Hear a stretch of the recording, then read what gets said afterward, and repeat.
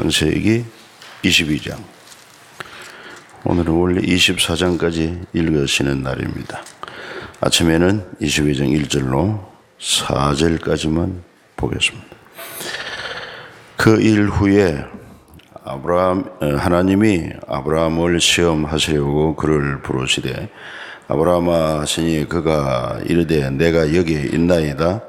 여호와께서 이르시되 네 아들 네 사랑하는 독자 이삭을 데리고 모리아 땅으로 가서 내가 네게 일러준 한 산 거기서 그를 번제로 드리라.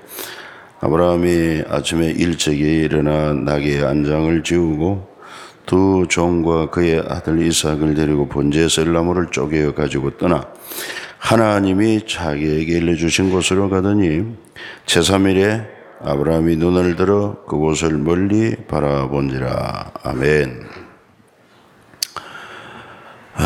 이제 창세기에서 아주 클라이막스라고 할 수 있는 22장이 됩니다. 특히 하나님께서 이 아브라함을 부르고 땅을 약속하고 또 많은 후손을 약속하고 그 후손 가운데서 천하 만민의 복을 얻는 그런 약속을 했습니다. 그 큰 약속에 비해서 이 아브라함에게도 하나님께서 또 큰 헌신을 요청하는 걸 볼 수 있는데, 먼저 1절에 하나님이 아브라함을 시험하시려고 그를 불렀다. 사실 성경에 보면은 하나님은 악에게 시험받지 않고 아무도 시험하지 않으신다고 하셨는데 어떻게 여기는 시험을 한다고 했는가? 그런데 시험이라는 말은 두 가지가 있습니다. 하나는 마귀의 시험, 그거는 유혹이 목적이고, 하나님의 시험은 이제 진의 여부를 테스트가 목적이다. 그래서 영어로는 하나님의 여기 시험한 것은 테스트고 사탄이 시험하는 것은 템테이션, 유혹이다. 이렇게 표현을 합니다.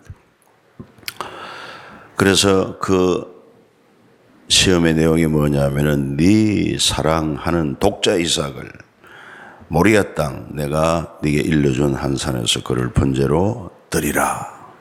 엄청난 명령이 아닐 수가 없습니다. 네 사랑하는 독자 이삭을 번제로 바치라. 번제라고 하는 것은 하나님 앞에 제사의 한 방법으로 짐승을 잡아서 죽여서 그리고 각을 떠서 불 태워서 제사하는 방식인데, 짐승이 아니 자기 모든 짐승을 다 번제로 드려도 기쁘게 할 수 있는 아브라함인데, 근데 네가 사랑하는 네 독자 이삭을 번제로 바치라.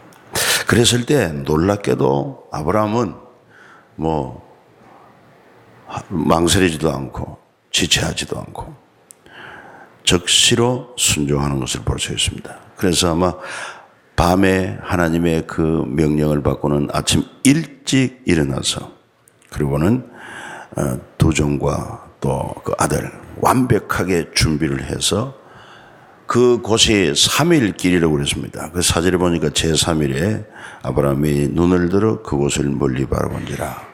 여기서 하필이면 왜 제3일일까? 그건 바로 아브라함이 살던 브엘세바에서 모리아산, 지금의 그 예루살렘 성이 있는 곳이죠. 그게 바로 성전이 세워진 땅이 바로 그 이삭을 바치기 위한 그 땅이었던 것을 알 수가 있습니다. 그러니까 상당히 먼 길입니다. 3일 길을 가면서 온갖 생각이 들 수가 있고, 처음에 결심을 했다고 해도 시간이 지나면서 그 결심이 또 허물어질 수 있음에도 불구하고 결코 작심삼일이 아니라 끝까지 순종했다는 것을 보여줍니다.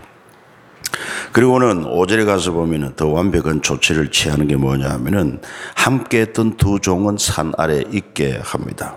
나귀와 더불어. 그리고는 아브라함은 이렇게 말합니다. 우리가 아이와 함께 가서 예배하고 너희에게로 돌아오겠다. 그래가지고는 번제에 쓸 나무를 아들 이삭에게 지워서 아버지는 불과 칼을 손에 들고 올라갑니다. 여기서 볼 때 이삭이 그때가 몇 살쯤 되었을까? 적어도 번제에 쓸 나무 같으면 상당히 많습니다. 그 나무를 쥐고 오를 정도 같으면은 아마도 한창 힘이 있을 때, 적어도 한 17세, 20에서 그 사이에 소년이 아닌가, 거의 청년이 아닌가 하는 걸 알 수가 있는데, 그때 이삭이 아버지에게 묻지 않습니까? 내 아버지요. 그때 아버지는 내 아들아, 참 친밀한 관계인 것을 알 수 있습니다. 그래서 아들 이삭이 아버지에게 묻기를, 번제에 쓸 불과 나무는 있는데 번제할 어린 양은 어디 있습니까? 그때 8절에 아버지 아브라함이 아주 명답을 합니다. 아들아, 번제할 어린 양은 하나님이 자기를 위하여 친히 준비하시리라. 참 깊이 생각해 볼 말씀이 아닐 수 없습니다. 그리고는 목적지 올라서 아브라함이 제단을 쌓고 나무를 버려놓고 그 아들 이삭을 결박하고는, 그리고 손을 내밀어 칼을 잡고 아들을 잡으려 할 때, 그때 하늘로부터 급한 하나님의 사자가 부르는 소리가 들립니다. 아브라함아, 아브라함아, 그에게 네 손 대지 말라. 그에게 아무 일도 하지 말라. 자, 12절 그 후로 한번 읽어보실래요? 네가 네 아들 네 독자까지도 내게 아끼지 아니하였으니 내가 이제야 네가 하나님을 경외하는 줄을 아노라 그랬습니다. 이 말씀도 우리가 마음에 깊이 새겨볼 필요가 있습니다. 정말 우리의 중심이 언제 하나님 앞에 인정받을 수 있을까? 그것은 순수한 마음과 그리고 귀한 것을 하나님 앞에 내어놓을 때, 하나님 명령에 기쁘게 순종할 때 하나님께서 인정하십니다. 내가 이제 네가 하나님을 경외하는 줄을 아노라. 우리도 평안할 때는 하나님을 경외합니다, 사랑합니다, 그렇게 말할 수 있습니다. 그러나 정말 하나님이 결정적인 것을 내게 요구할 때 얼마나 그 하나님을 신뢰하고 약속을 믿음으로 기꺼이 순종할 수 있는가. 그래야 진정 네가 이제야 하나님을 경외하는 줄 내가 알겠다, 인정을 받을 수 있다고 하는 것입니다. 그래서 그 순간에 아브라함의 눈에 한 순양이 수풀에 걸려 있는 것을 발견하고 이삭 대신에 하나님 앞에 번제로 드립니다. 그리고 14절에 아브라함이 그 땅 이름을 여호와 이레라. 그 여호와 이레라는 뜻이 뭡니까? 여호와께서 친히 준비하신다 하는 뜻입니다. 사랑하는 여러분, 참으로 우리가 하나님의 은혜를 알고 보면은 모든 것이 여호와 이레입니다. 하나님께서 우리를 만드시기 전에 천하 모든 만물을 다 만드시고 모든 환경을 구비해 놓고 우리로 하여금 에덴 동산에 해함도 상함도 없는 곳에 살게 하셨습니다. 마치 지혜롭고 또聪明한 엄마가 아이를 낳을 때 아이가 태어나자마자 아무것도 준비할 것이 없는 완벽한 준비를 해 놓은 부모와 똑같은 그런 마음인 것을 알 수가 있습니다. 그래서 사실 우리가 땅에 사는 것은 하나님이 예비해 놓은 것을 누리고 사는 것에 불과한 것입니다. 그리고 특별히 아브라함의 생애를 통해서 하나님이 그렇게 역사하시는 것을 알 수가 있죠. 아들을 준비해 주신 분도 하나님이시고, 또 아들을 번제로 바치려고 했을 때 그 믿음을 보시고 사랑하는 독자 이삭을 뺏어가는 게 목적이 아니라 얼마나 하나님을 사랑하는가, 네가 아들을 사랑하느냐 나를 사랑하느냐, 거기에서 아들까지 주신 그 하나님을 사랑하는 그 아브라함을 보고는 다른 순양 제물을 준비해서 그 번제를 드리게 하신 것을 볼 수 있습니다. 여호와 이레. 그래서 이제 두 번째로 하나님께서 사자를 통해서 크게 그를 축복합니다. 네가 이같이 네 아들 네 독자도 아끼지 아니하였은즉 17절 내가 네게 큰 복을 주고 네 씨가 크게 번성하여 하늘의 별과 같고 바닷가의 모래와 같게 하리니 네 씨가 그 대적의 성문을 차지하리라. 또 네 씨로 말미암아 천하 만민이 복을 받으리니 이는 네가 나의 말을 준행하였음이니라. 여러분, 아브라함이 이렇게도 믿음의 조상으로 그리고 메시아의 조상으로 엄청난 복을 받게 된 것은 하나님을 믿고 믿을 뿐만 아니라 그 말씀에 온전히 순종했기 때문이라. 사랑하는 여러분, 우리가 믿을 뿐만 아니라 참된 믿음은 마음에 동의하는 것, 지적으로 알고 마음에 동의하는 뿐만 아니라 그 말씀에 전적인 온전한 순종으로 우리가 하나님을 경외할 때 하나님의 풍성한 여호와 이레의 복을 우리가 체험하게 된다는 것을 알 수 있습니다. 23장에 가면은 아브라함의 사랑하는 아내 사라가 127세에 죽습니다. 하나님이 그를 부릅니다.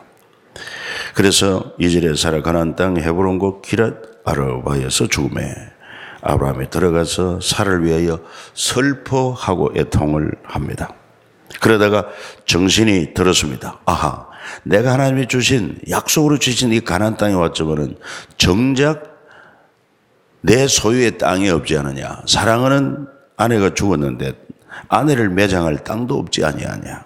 그래가지고 하나님이 약속으로 주셨지만은 그런 내가 할 일은 이 땅을 내가 내 소유로 취하는 것이 중요한 줄 알아서 그래서 해족속 사람들에게 나아가서 나는 나그네 여러분들 가운데 그리워하는 자인데 내 아내가 죽었으니 아내를 매장할 소유지를 주어 나의 죽은 자를 장사하게 하시오.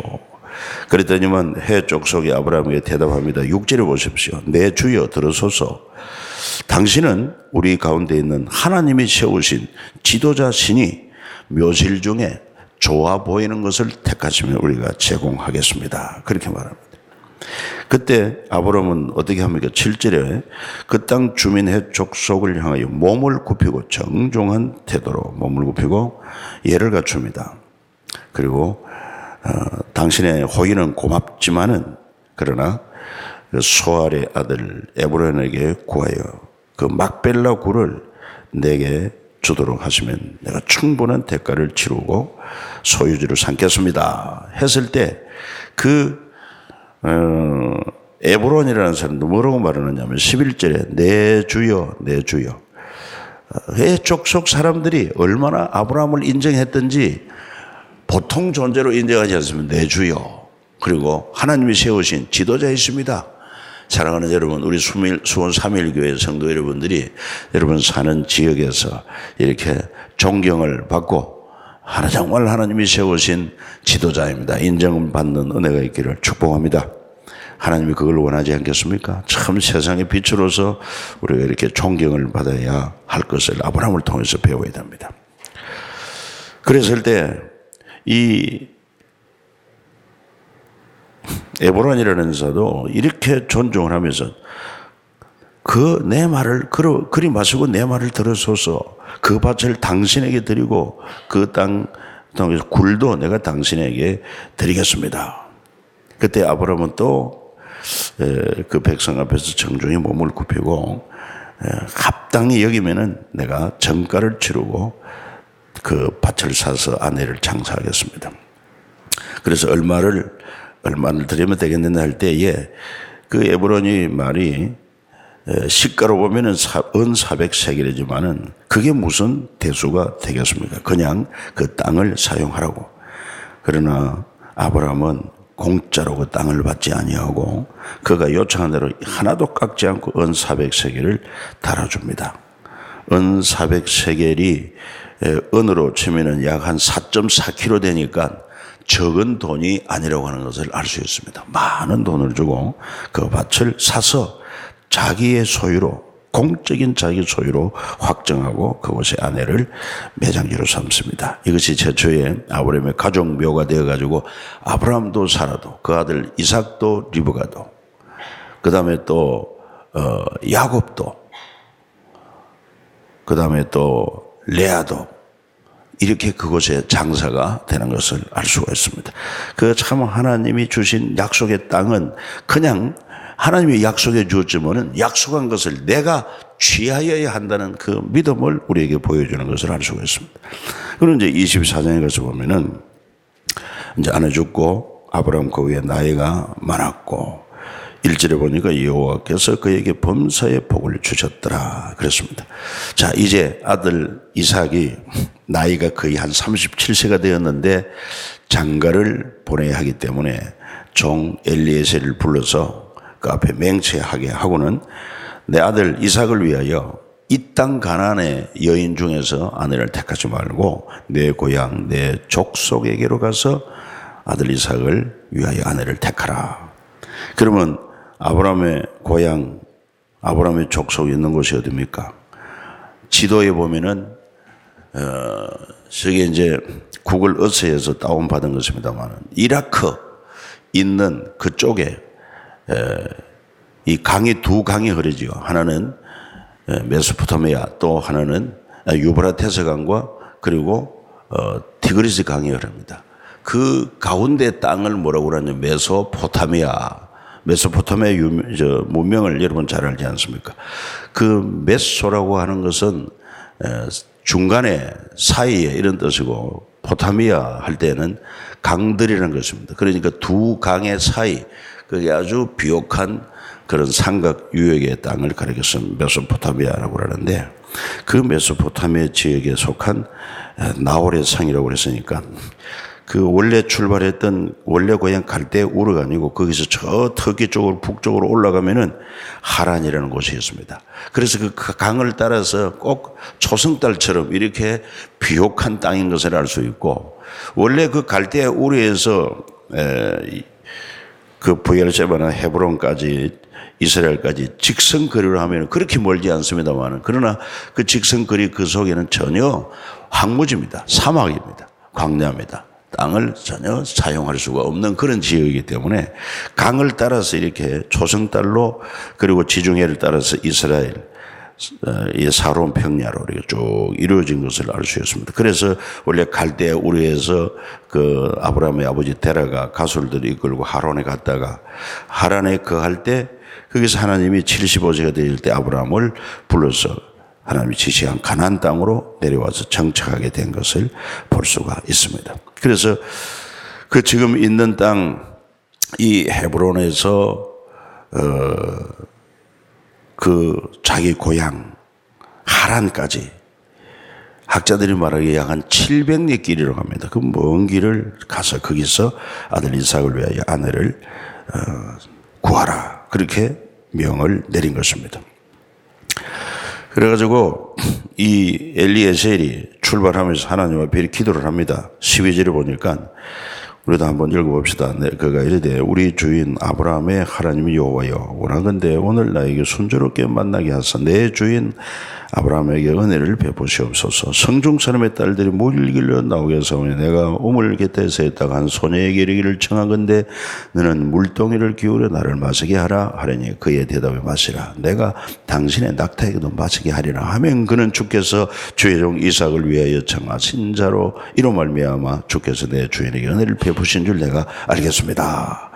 그랬을 때 그런 기도를 했을 때 마침 그때에 한 처녀가 물동이를 어깨에 메고 물길로 왔는데 그가 누구냐? 바로 아브라함의 동생 나홀의 아내 밀가의 아들 부드웰의 소생이다.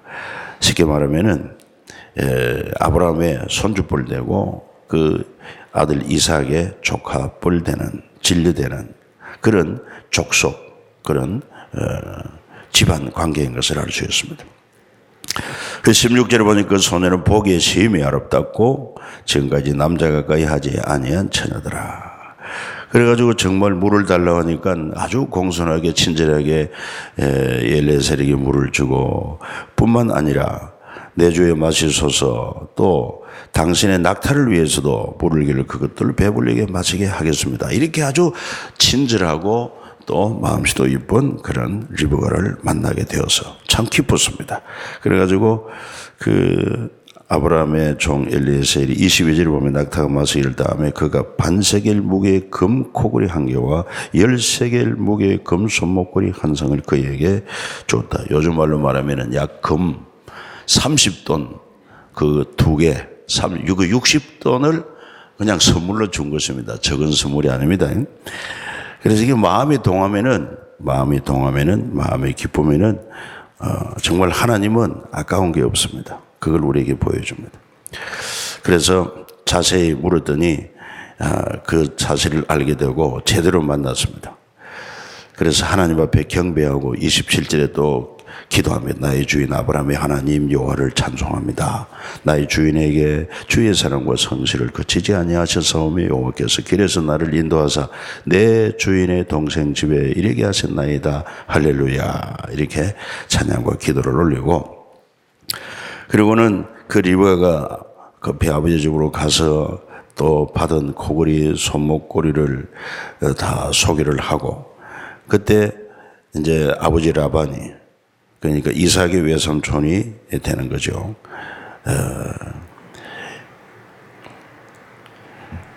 이삭의 외삼촌이 아니라 이삭의, 그러니까 형제뻘 되는 거죠. 그래서 여호와께 복을 받아 이제 오소서 해서 역시 아브라함의 종 엘리에셀을 아주 극진히 대접을 합니다. 종들과 함께 대접을 하고 또 음식을 베풀고, 그때 엘리에셀이 소개를 합니다. 34절에 나는 아브라함의 종입니다. 여호와께서 나의 주인에게 크게 복을 주시어昌盛하게 하셨고 소와 양과 은금과 종들과 낙타와 나귀를 그에게 풍성히 주었고, 나의 주인의 아내로 살아가 노년에 나의 주인에게 아들을 낳으며 주인의 그의 모든 소유를 그 아들에게 주었나이다. 이제 사실은 신랑 될 이삭을 이렇게 쭉 소개하죠. 뭐 얼마나 좋은 집안입니까? 같은 동족에다가 또한 참 존경받는 인물에다가 또 자수성가한 하나님의 복을 받은 그런 믿음의 사람이기 때문에, 그래서 자초지종을 이제 엘리에셀이 쭉 설명을 하니까 그 라반과 브두엘이 어떻게 고백을 합니까? 50절에 가서 보면은 라반과 브두엘이 대답하여 이르되 이 일이 여호와께로 말미암았으니 우리가 가부를 말할 수 없노라. 그러니까 하나님께서 뭐 인도하셨는데 우리가 가다 부하다 할 수가 있겠느냐. 그래서 리브가가 당신 앞에 있으니 데리고 가서 여호와의 명령대로 그를 당신의 주인의 아들의 아내가 되게 하라. 그러니까 하나님께로 말미암았다는 확신이 왔으면은 우리가 뭘 어떻게 가타부터 하겠느냐. 하나님이 주인이신데 우리는 주인 뜻대로 순종할 뿐이다. 그런 고백 아니겠습니까? 그래서 52절에 아브라함의 종이 그들의 말을 듣고 땅에 엎드려 여호와께 절하고 은금 패물과 의복을 꺼내 리브가에게 주고 그의 오라버니 어머니에게 보물을 주니라. 이것이 바로 예단이 아니겠습니까? 참 이 모든 성경에도 그런 기본이 있었던 것을 알 수 있습니다. 우리는 예단을 할 때 원래의 정신을 벗어나서 좀 상당히 복잡한 계산을 깔고 하기 때문에 예단 때문에 예물 때문에 문제가 많은데, 원래는 그러지 않습니다. 이 귀한 딸을 주심에 대한 감사의 표시를 선물로 한 것에 불과한 것인데, 많고 적음에 온 정성을 다해서 하는 것은 참 아름다운 것이라 하는 것을 알 수가 있습니다. 그래서 이제 엘리에셀이 그 리브가와 함께 이제 데려오지 않습니까? 데려올 때 그 리브가의 유모 또 그 유모와 함께 이제 이리 보내는데, 보내면서 그 축복을 합니다. 60절에 보면은 리브가에게 축복을 이르되 우리 누이여 너는 천만인의 어머니가 될지어다. 네 씨로 원수의 성문을 얻게 할지어다. 이래가지고 이제 가나안 땅으로 오지 않습니까? 그때 62절에 그때 이삭은 뭐하고 있느냐? 부엘라 헤로이에 왔으니 그가 네게브 지역에 거주하였습니다. 이삭이 저물 때에 들에 나가 묵상하다가 눈을 들어보며 낙타들이 오느니라. 그러니까 아버지 아브라함이 자기를 위하여 이제 신부감을 구하기 위해서 종을 보냈다는 소식을 듣고 그 하나님 앞에 묵상 기도하고 있었습니다. 하나님, 정말 어머니 돌아가시고 마음도 심란한데 정말 위로가 될 수 있고 일생을 사랑하며 또 함께 동반할 그런 좋은 배우자를 아마 주시라고, 그렇게 해서 하나님의 뜻을 이루어가는 가정을 되게 해달라, 이렇게 묵상했을 것입니다. 여기서 알 수 있는 것은 뭐냐 하면은, 우리 결혼을 앞두고 있는 자들이 있다고 하면은 뭐 당사자는 말할 것도 없고 부모들까지라도 하나님 앞에 깊이 이런 분명한 목적을 가지고 기도하는 것이 참 옳다고 하는 것을 알 수가 있습니다. 그래서 우리 청년들이 오늘 나오신 분들은 결혼을 위해서 기도를 많이 하고, 또 부모들도 역시 그냥 때가 되면 되겠지 하지 말고 기도로 이렇게 하나님 앞에 아뢰면은 하나님께서 예비한 귀한 그런 배우자들을 만나게 할 것을 알 수가 있습니다.